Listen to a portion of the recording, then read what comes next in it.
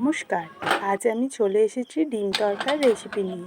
প্রথমে 250 মুগ কড়াই ভালো করে ধুয়ে প্রেসারে সিদ্ধ করে নিয়েছিলাম লো ফ্লেমে। মুগ কড়াইগুলো সিদ্ধ বসানোর আগে আমি মুগ কড়াইগুলোকে শুকনো কড়াইয়ে হালকা করে ভিজিয়ে রেখেছিলাম আধ ঘন্টা মতো। জন্য কড়াইগুলো 10 মিনিটের মধ্যে সিদ্ধ হয়ে গিয়েছিল। আর হ্যাঁ, বলে রাখা ভালো, এই মুগ কড়াই আমাদের নিজেদের মাঠে চাষ করা মুগ কড়াই, দোকান থেকে কেনা মুগ কড়াই না। তারপরে মুগ কড়াই সিদ্ধ হয়ে যেতে কড়াইয়ের মধ্যে 2 চামচ সর্ষের তেল দিয়ে 2টো ডিমের ভুর্জি বানিয়ে নিয়েছিলাম নুন দিয়ে।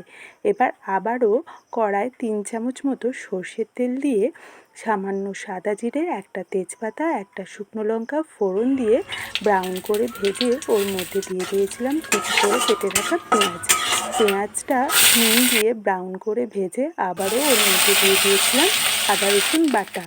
আবারও দিয়ে দিয়েছিলাম সামান্য নুন, ছোটো চামচের 1 চামচ চিনি। আর আদা রসুনের কাঁচা গন্ধ না যাওয়া পর্যন্ত লো ফ্লেমে আদা রসুন খুব ভালো করে ভেজে দিয়ে দিয়েছিলাম ছোট একটা টমেটোয় সামান্য নুন দিয়ে হালকা করে নেড়ে নিয়ে এটার মধ্যে দিয়ে দিয়েছিলাম সমস্ত রকম মশলা, যেমন বড় চামচের 1/2 চামচ করে হলুদ, লঙ্কা, ধনে, জিরে গুঁড়ো, সমস্ত গুঁড়ো মশলা একটু নেড়ে দিয়ে দিয়েছিলাম কড়াই সিদ্ধ জল। তারপর মশলাগুলো একটু নাড়াচাড়া করে ঢাকা দিয়ে মশলাগুলো কষিয়ে নিয়েছিলাম 1 মিনিটের মতো। ঢাকা খুলে নাড়াচাড়া করলেই দেখবেন টমেটোটা সফট হয়ে গেছে। তো মশলা কষা এখানে হয়ে গেছে। এবার মুগ কড়াই সিদ্ধটা মশলার মধ্যে দিয়ে হালকা হাতে নাড়াচাড়া করে দিয়ে দিয়েছিলাম ডিম ভুর্জিগুলো। মশলা কষার সময় তরকার মশলাটা দিতে ভুলে গিয়েছিলাম, তাই ডিম ভুর্জির সাথে এখন দিয়ে দিলাম। এখানে আমার তরকার মশলাটা দেওয়াটা একটু কম হয়ে গিয়েছিল। তারপর ভালো করে নাড়াচাড়া করে 2টো কাঁচা লঙ্কা দিয়ে ঢাকা দিয়ে 5 মিনিট ফুটিয়ে নিয়েছিলাম লো ফ্লেমে।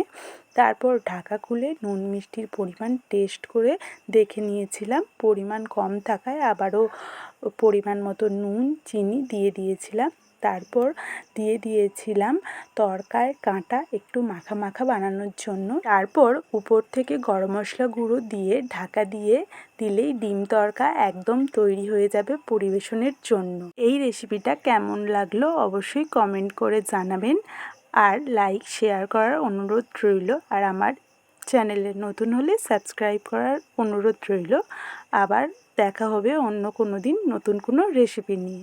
আসি, টাটা।